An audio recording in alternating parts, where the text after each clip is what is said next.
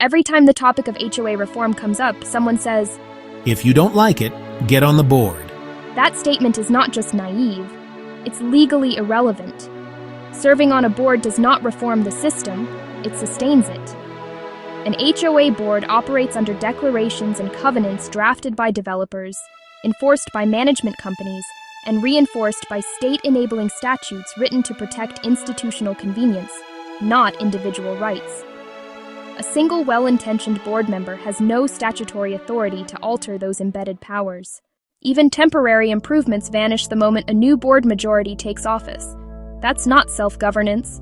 That's a closed legal loop, designed to perpetuate control, not accountability. Let's be legally clear about how this system came to exist. Homeowners associations are not natural community creations. They are statutory entities, authorized and encouraged by state and local governments. Beginning in the late 20th century, municipalities sought to expand housing without expanding municipal budgets. They wanted new homes, new tax revenue, and new development, but not the cost of maintaining roads, stormwater systems, or public amenities. So local governments incentivized, and in many cases required, developers to establish private homeowners associations as a condition of subdivision approval. This model enabled cities to grow without public expenditure, while developers transferred those perpetual maintenance costs to homeowners through recorded covenants, binding all future owners to fund and manage what were once public responsibilities. The result is a system in which private entities exercise government-like powers, the authority to fine, lien, restrict, and foreclose, yet do so without constitutional oversight, public transparency, or procedural due process requirements. Let's call this what it is: a statutory framework that transfers public authority to private entities without preserving equivalent constitutional safeguards. In effect, powers that resemble taxation, rulemaking, and enforcement have been delegated to private associations, but without the procedural checks that bind government agencies. This creates a constitutional imbalance.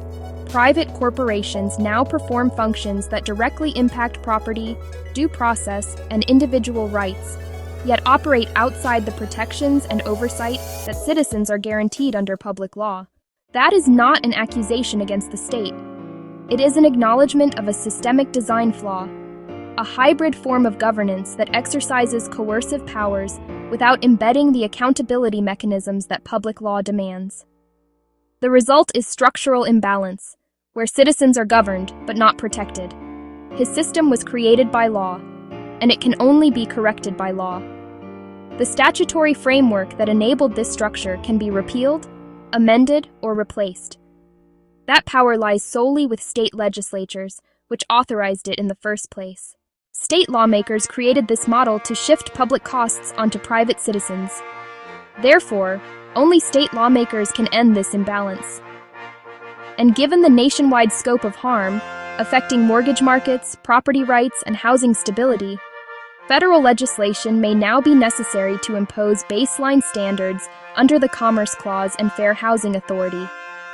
Because HOAs operate across state lines, their collective impact is national, not local.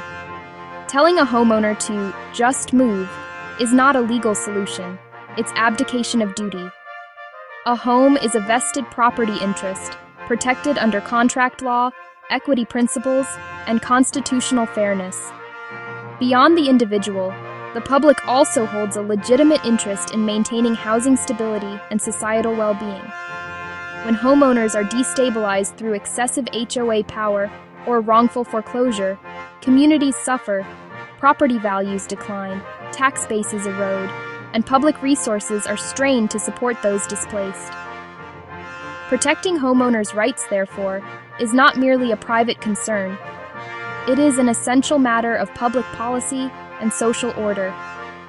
Relocation does not fix statutory failure, it merely relocates it. There is only one lawful remedy: comprehensive statutory reform. Reform must restrict HOAs to administrative maintenance functions, not personal or behavioral governance. Prohibit HOAs and management companies from initiating or causing any foreclosure action. Home ownership should never be jeopardized by private fines or assessments. Require judicial review and express court authorization before any lien may be recorded or enforced, ensuring due process and preventing extrajudicial deprivation of property. Cap monetary fines and non-payment penalties to minimal, reasonable limits, and require that any dispute over fines be adjudicated exclusively through small claims court, consistent with how other community service fees or local district charges are resolved. If the HOA model is to remain, state law must adopt safeguards at least equivalent to the California Davis-Sterling Act, which requires formal notice, hearings, and proportionality before any enforcement or disciplinary action may occur. Without equivalent protections, other states allow HOAs to exercise coercive power with fewer restraints than California's model, a legal disparity that perpetuates abuse and undermines uniform homeowner rights across the nation. Recognize that homeowner displacement caused by HOA foreclosure imposes a direct fiscal burden on public resources and taxpayer-funded safety nets, and that such outcomes serve no legitimate governmental interest. Establish state oversight agencies with investigative and disciplinary authority over associations and management companies. Criminalize retaliation, selective enforcement, and financial misconduct by board members or managing agents. Mandate annual audits, transparent financial reporting, and public accessibility of records equal to municipal disclosure standards. And codify the homeowner's rights to due process, equal protection, quiet enjoyment, and freedom from arbitrary deprivation of property. This is not a neighborhood dispute. It is a legal and structural crisis, rooted in legislative design. Local governments created HOAs to expand housing while shifting infrastructure costs from public budgets to private homeowners. That cost-shifting model has evolved into a nationwide governance system that now regulates property rights without adequate legal accountability. I am advocating for a permanent legal solution to end this ongoing harm across Maryland and throughout the United States. State lawmakers must act to restore fairness and balance. And if they refuse, Congress could and should, in my view, intervene to establish constitutional safeguards and uniform national standards. HOA reform is not optional. It is a constitutional necessity required to protect property rights, ensure due process, and restore the rule of law. Until the statutes are rewritten, homeowners across America remain one board vote away from losing not only their peace of mind, but their property, their equity, and their faith in justice itself. This video and statement are for public policy discussion and educational purposes only. It does not constitute legal advice or represent any governmental entity. All legal references are based on publicly available statutes and judicial principles. Viewers and readers are encouraged to consult applicable state laws or qualified legal counsel for specific guidance. The intent of this presentation is to encourage balanced legislation that safeguards homeowner rights, promotes transparency, and aligns private association governance with constitutional fairness and public welfare.